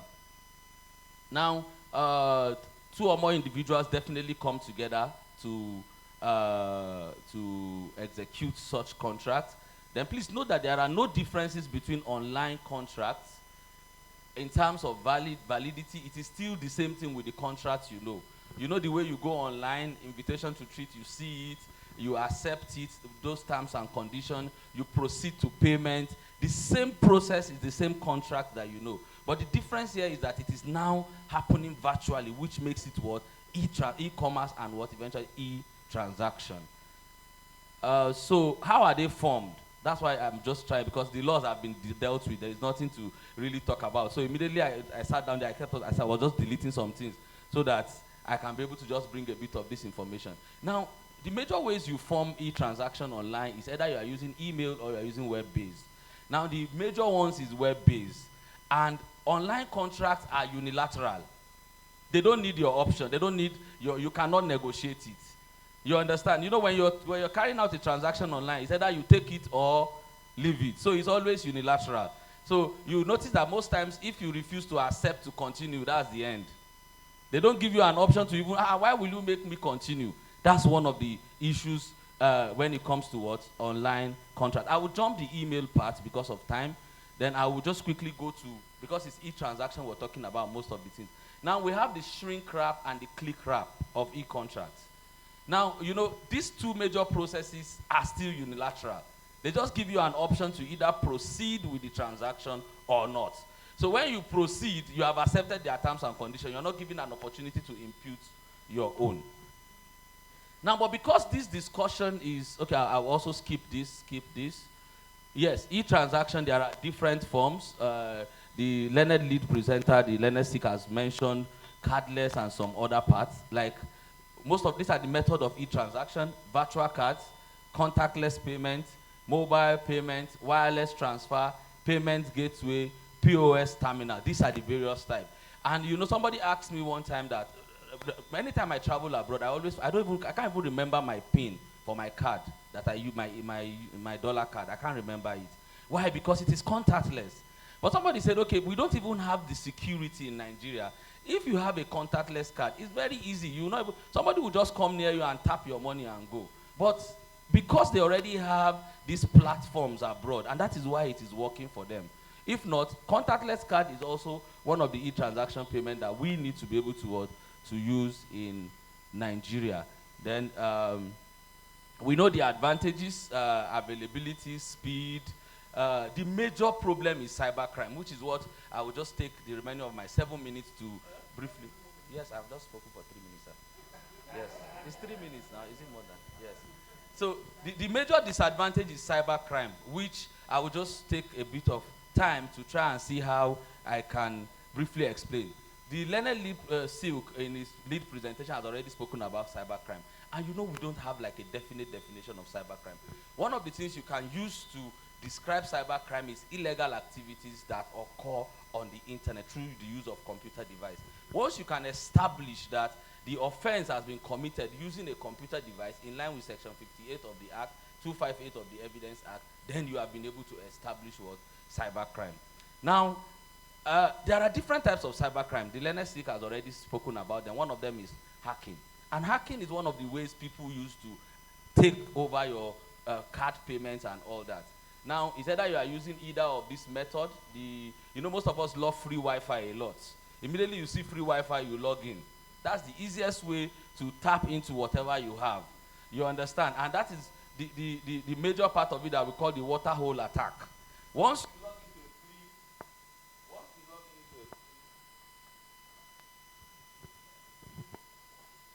you log into a free internet space, basically, you are prone to what? To being attacked. And there are different types of these hackers that we have mentioned, because I'm just trying to give a bit of information. You know, we have the black hat hackers, we have the white hat hackers, gray hat, and activists. Just 10 seconds for them.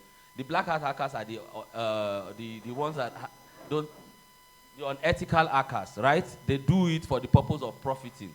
The white hat are the ones that have the legal basis to be able to hack. So like people that work in law enforcement agencies, they can get into your account and get whatever they want for the purpose of investigation. They have authorization to do that.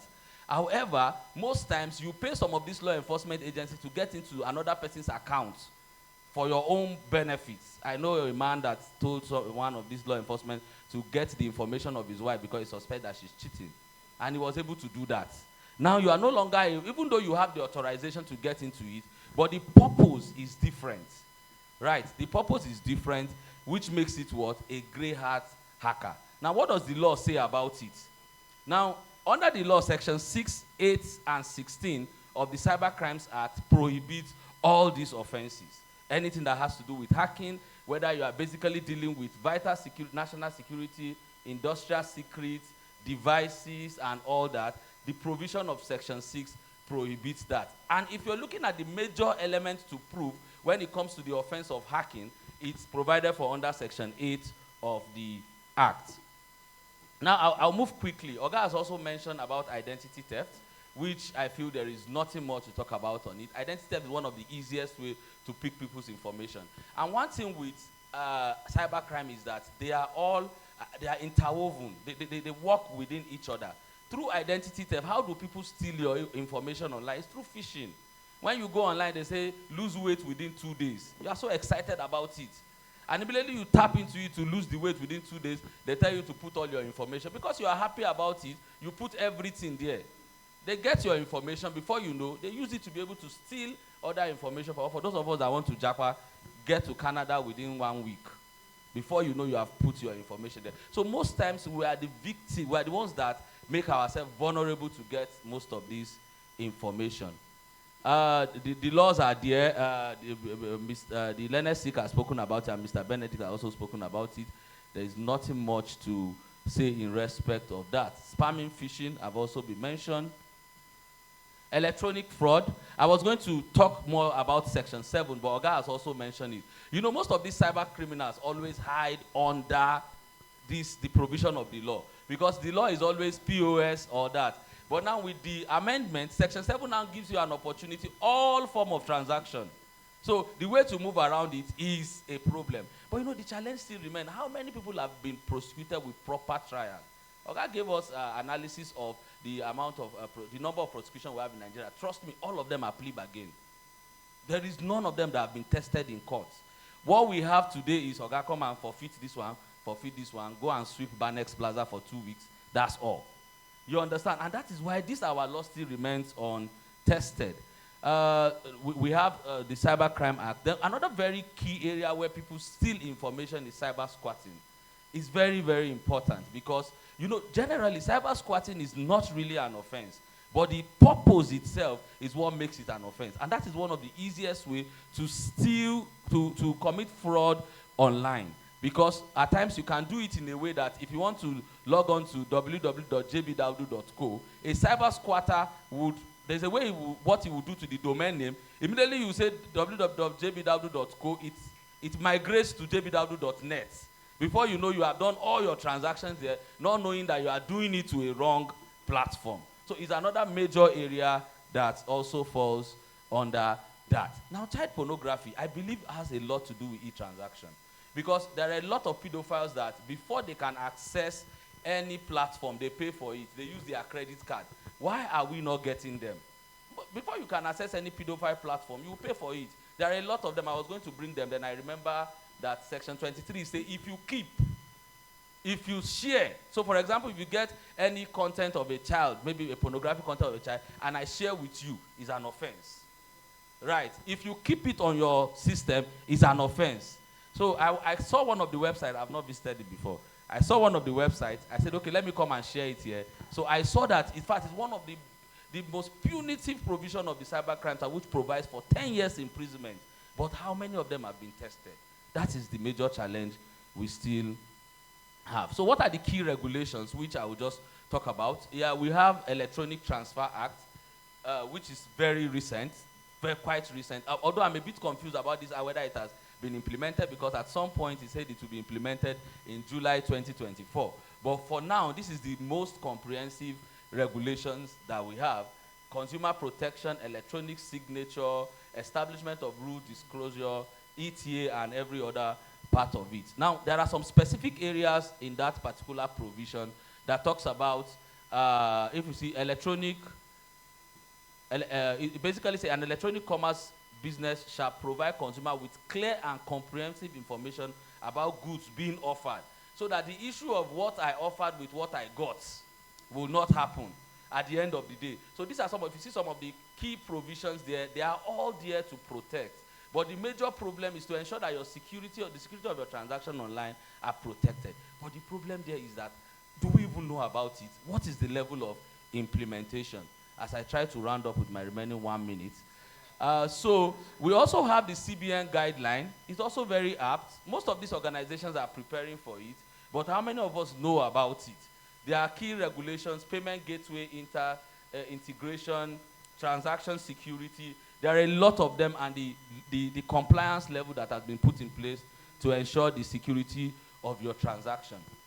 Now, as part of ensuring that our transactions are secured, the new Data Protection Act also protects us. If you look at we now have the right of a data subject, right? We know who a controller is, somebody that controls the information, right? And we know who a processor is, a third party to the control of the information. The law protects our transaction, but we don't use it. There are principles you must comply with before you can use anybody's information. It's also in the Data Protection Act. In the past, you can take somebody's information without lawful basis for processing it. And that is why you go to some organizations today, immediately you get there, they tell you to put your name, phone number, address. What are you doing with it?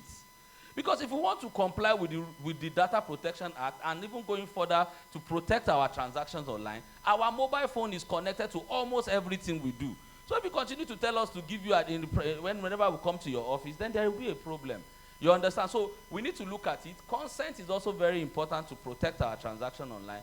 Consent now under the Data Protection Act cannot be implied. It is express. And what is the best way of making it express? You must write it down. I hereby consent the usage of my information. And after consenting, you also have a right to withdraw. So in the course of using it, you can also say, I don't want to use it again. But the problem with it is unilateral contract is what we have online. How do you withdraw e-transactions in the course of that transaction? How do you do it? Most times they will even remove your money before you know there is nothing you can do about that. Again, my learned senior, Mr. Benedict, and the learned sick have spoken about the law, and I don't think I need to talk about those areas again. And I have a bit of work on social media, but there might be no need to also talk about that again because they've also said a bit about it. But you know, we have a lot of people that have suffered the most painful one. I was going to remove the second one because the most painful one is the lady with this Erisco problem and all that. You know what Section 24 did to her. I'm very sure she will never forget that section in her life. But the problem is it even correct even before the amendment?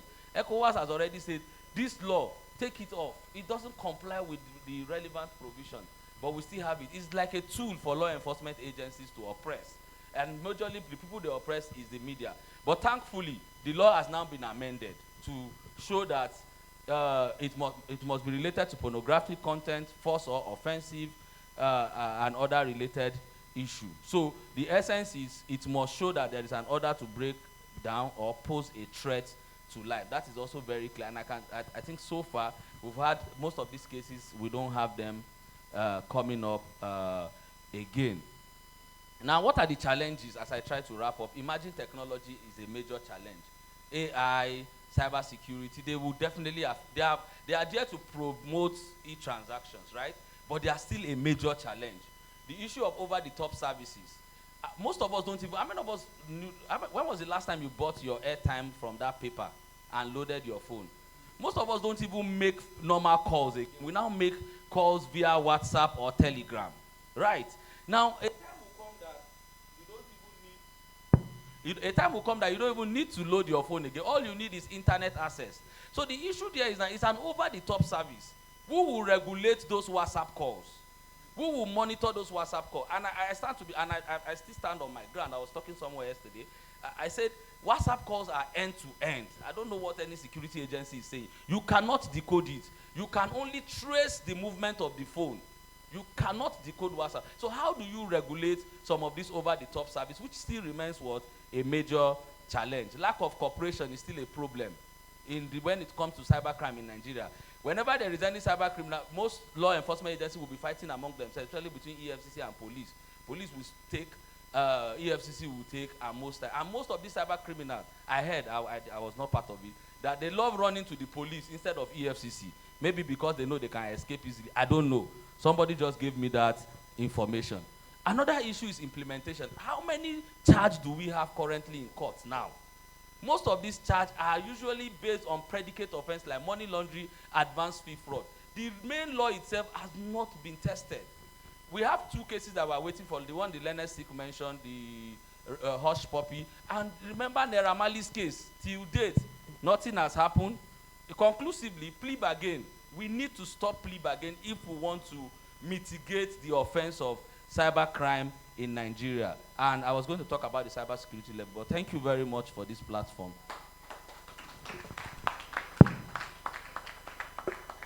Ashonibare, thank you very much. This indeed has been the longest 1 minute. And, but I'm tempted to give you another 5 minutes. But I'm tempted to give you another 5 minutes. Yes. So please take another 5 minutes. Okay. I'm indeed generous. Thank you very much. And Oga realized, Oga also noted the fact that he's my father and I'm the lecturer to his son. But don't worry, I won't victimize your son, sir. Okay. So thank you very much. I'm wrapping up because most of the things have been done or said already. Now, you see the issue of cybersecurity levy is, if you find out, for me, I'm not opposed to it because it has a lot of good to do and it is not in all transactions. But the question here is that can cybersecurity levy protect your transactions online? That is the question. The only thing is just going to be contribution without protection online. You just continue to contribute money. So what is the implication? So if something happens to me and someone hacked my WhatsApp account, can I go and get money from the cybersecurity levy as form of compensation? No. So why should I contribute for a protection that you don't give me? That is the only problem I have with the cybersecurity levy. And the issue of skills is very important. In fact, you see, one thing with investigation and prosecution is that there must be synergy. By the time I finish investigation and you don't have a lawyer that can prosecute and understand the nature of the investigation, that case is dead on arrival. So there must be synergy between prosecution and investigation. And this synergy can only work if you build and continue to build capacity of most of these our law enforcement agency. Thank you very much, sir. That's it, sir.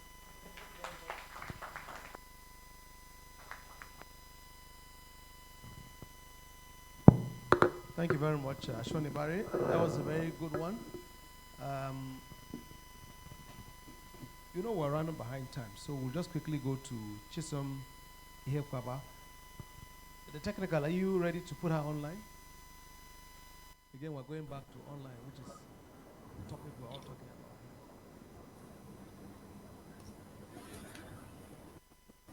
Hello, good morning, everyone. Good morning, Mr. Chair, Leonard P.O.W. Good morning, the lead presenter, Leonard DC, and good morning. I'm the coordinator of Rule of Law Development Foundation, Leonard JB DAUDU, my lords here present, my co-panelists, and every other person here present. I think I could relate when Dayo said that he was just quickly deleting some of his slides because virtually everything that he put on his slides have been covered by the previous presenters. But for me, I don't claim to be an expert in neither of the topics, so I'm just going to focus on the areas that I feel are a bit concerning and hoping to stimulate conversations and discussions from there. I don't know if I'm able to share my slides. IT, am I able to share my screen?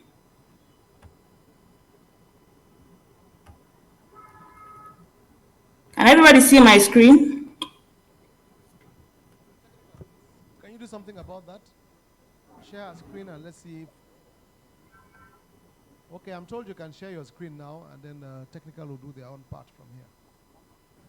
Okay.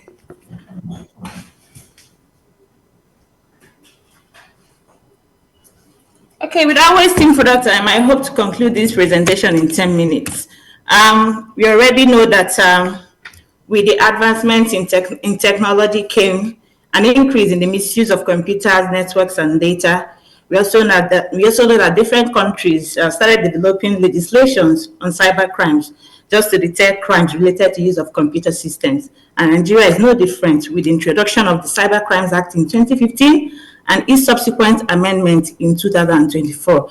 I just want to point out that both at the regional and at the international level, there are two key instruments regulating cyber crimes, cyber security, and data protection. We have the 2001 Budapest Convention at the international level, which is an UN document or instrument, and then we have the Malabo Convention, which is an AU instrument of 2014. Both of them are the instruments regulating cyber crimes and cyber security, and Nigeria is still making efforts to align its legislation substantially with these instruments. The learned Silk has spoken extensively on the provisions of the key amendments made to the Principal Act, which is the 2015 Cyber Crimes Act. He spoke about Section 17, amendments of the provision on electronic signatures. He also spoke about the provision amending identity theft and extending it to both private and public organizations. I'm also going to focus on the amendment to Section 24 of the Principal Act on cyber stalking. We already made the point known that this amendment eliminated vague terms such as indecent, obscene, menacing character, and the rest of it, and replaced it with words such as sharing of pornographic content and sharing of false information, which is capable of constituting breakdown of causing breakdown of law and order and posing threat or harm to individuals. But what the law didn't do is to define what constitutes breakdown of law and order, because we know that one of the criticisms of the old act, the Cyber Crimes 2015 Act, is that the provision of Section 24 was used as an instrument to oppress dissenting voices. The last speaker, Dayo, has made this point clear. The learned Silk has made this point clear. So what we don't know now is whether with this new amendment to the Act, whether it will cure the defect that it intends to cure by stipulating that sharing of pornographic content and sharing of pornographic content and sharing of false information capable of causing breakdown of law and order as the features of cyber stalking. Then the next point I'd like to make is what I consider some of the areas of controversy under the new act, which is the Amendment Act.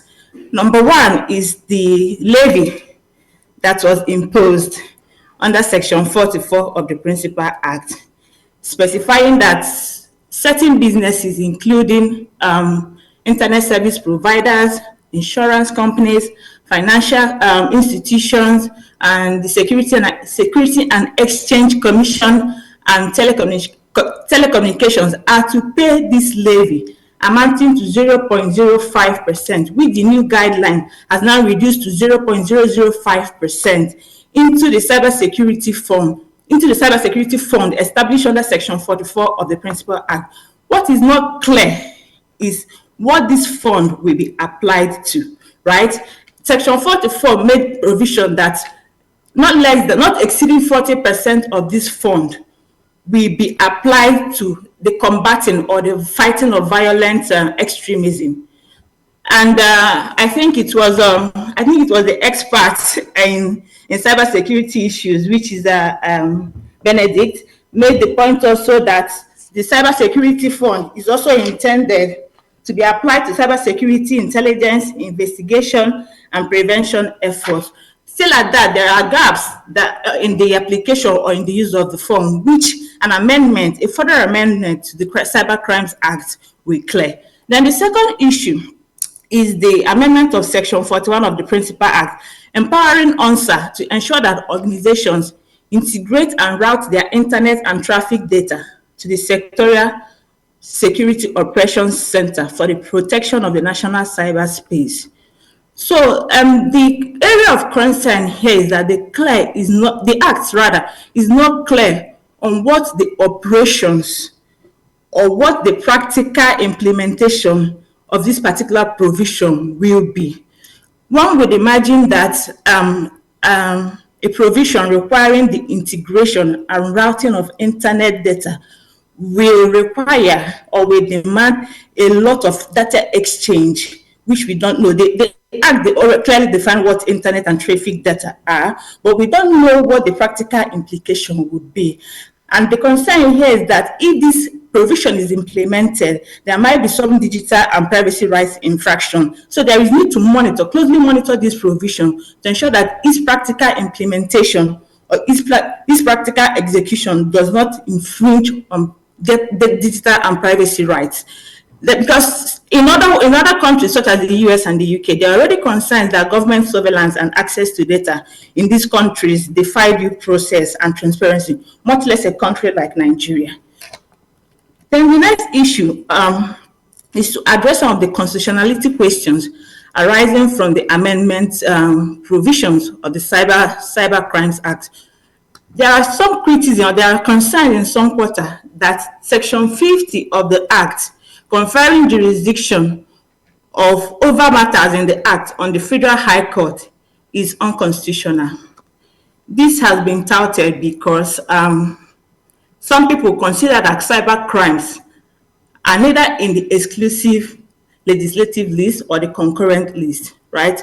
While this is an attractive argument to adopt, what the Act did was to make provisions on cyber crimes and also make provisions on cyber security, right? So for me, I think that cyber security deals more with the critical infrastructure of a nation, of a country, while cyber crimes is also an issue that the states can have jurisdiction or competence over, right? So a neater course of action would have been maybe to separate the Act into two parts, right? One part dealing on cyber crimes and then the other part dealing on cyber security. That would have cleared the concerns arising from it. The second constitutionality question is the imposition of cybersecurity levy, not more than 40% of which is to be allocated to combating violent extremism.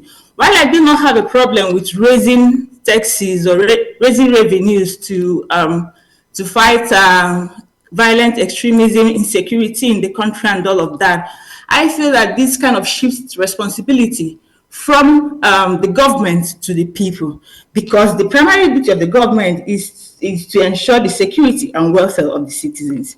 Then the third issue is one which everybody, I think, has spoken extensively on, which is the fact that the Cyber Crimes, the Amendment Act did not define what constitutes breakdown of law and order.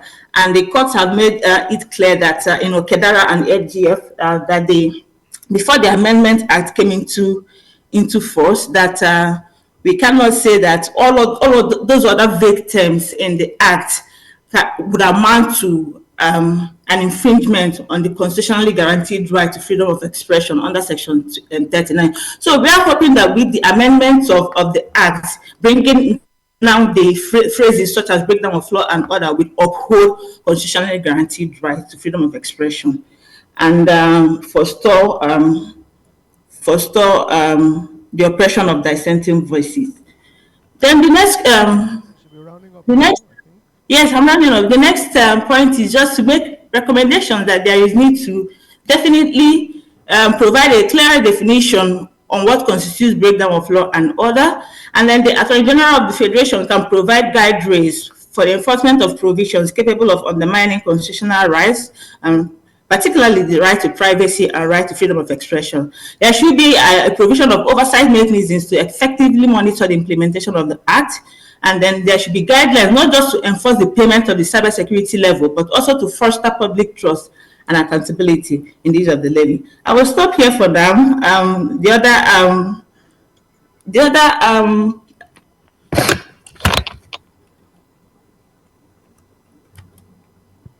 you still there?